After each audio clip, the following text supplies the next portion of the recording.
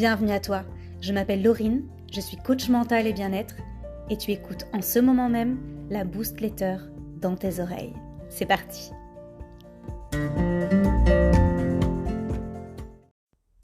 Nouvelle astuce bien-être. Respire avec tes oreilles. Concentre-toi. Ferme les yeux. Visualise tes oreilles. L'oreille gauche et l'oreille droite. C'est bon ?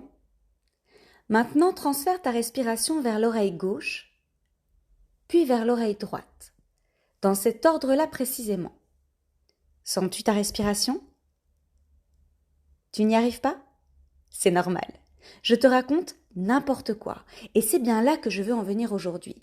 Le développement personnel est hyper tendance, et celle qui n'est pas en pleine quête de bien-être est presque perçue comme une paria et une ignorante. Stop ! On respire avec le nez et on prend de la hauteur. Le développement personnel à travers le coaching est un univers vaste où se côtoient charlatans, en pleine conscience, coach du dimanche, bienveillant mais non formé, influenceur, et oui, et coach diplômé. Personne n'a la science infuse. Le monde est en perpétuelle évolution et toi aussi. Pourquoi je t'en parle aujourd'hui ? Parce que j'utilise les réseaux sociaux comme outil de travail tous les jours et que je suis confrontée chaque jour à des publications plus ou moins douteuses dont l'impact est énorme puisqu'il s'agit de ton bien-être. Et entendons-nous bien, on parle de ta santé. Les coachs ne sont ni thérapeutes ni médecins et pourtant nous partageons un bout de chemin qui peut changer ta vie. Les coachs entretiennent une relation de proximité et d'intimité rarement égalée dans le milieu du bien-être. Ta santé, tu n'en as qu'une. Et lorsque tu as enfin le courage de te tourner vers le coaching de vie, qui choisir et comment ? Voici quelques conseils qui m'ont été précieux et que je m'applique tous les jours. 1. Son expertise. La coach est-elle diplômée, reconnue par l'État selon des standards élevés avec examen, ou certifiée, très facile à obtenir, ou juste expérimentée ?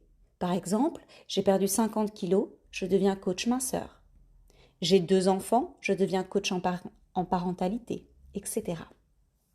2. Les résultats déjà obtenus auprès de ces coachés. A-t-elle des success stories réelles et partagées ? A-t-elle des avis Google ?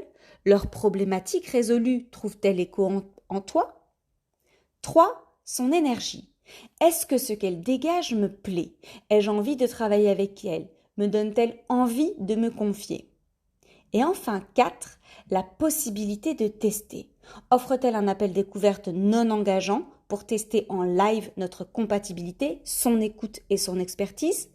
Ou a-t-elle mis en place un satisfait ou remboursé ? Cela vaut pour toutes les relations humaines. À chaque fois que tu fais appel au service d'une personne qui dispose d'une expertise que tu n'as pas, tout d'abord, bravo. Demander de l'aide est courageux. Ensuite, pose-toi ces questions-là. Ne te laisse pas aveugler par certains signaux inconscients captés par ton cerveau, souvent émotionnels, analyse tes réactions et tes ressentis. Avant de faire appel à un plombier, un dentiste, une esthéticienne ou un peintre, tu te renseignes, n'est-ce pas ? Avant de tester un nouveau resto, un nouveau bar ou une nouvelle activité, tu te renseignes, n'est-ce pas ? Dans le monde du bien-être, c'est la même chose. Renseigne-toi, expérimente, fais-toi ta propre idée. Le Miracle Morning, c'est pas ton truc ? Comment le sais-tu ? As-tu testé, réellement testé ? Rappelle-toi que ton cerveau est réfractaire à la nouveauté qui mobilise beaucoup d'énergie. Ne baisse pas les bras à la première difficulté, communique et avance avec douceur et bienveillance. On reparle de l'importance de ton entourage ? Alors je te défie de tester une nouvelle activité bien-être et de m'en faire part. Même si elle te semble un peu farfelue au début ou très loin de ce que tu pratiques tous les jours, sauf si ta santé est menacée évidemment, expérimente. La vie est un terrain de jeu, amuse-toi. De mon côté, j'ai choisi les bulles à flotter. Tu connais ? Promis, je te raconterai mon expérience de la manière la plus authentique possible. J'appréhende un peu le caisson de flottaison fermé. Suspense et récit très prochainement. Je te laisse sur un sourire et te dis à très vite.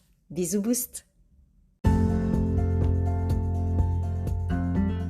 Je te remercie d'avoir écouté jusqu'au bout. Je te dis à la semaine prochaine et en attendant, file sur mon site internet coachinglorine.com pour récupérer tes cadeaux et toutes les informations dont tu as besoin. Je te souhaite une belle nuit ou une très belle journée.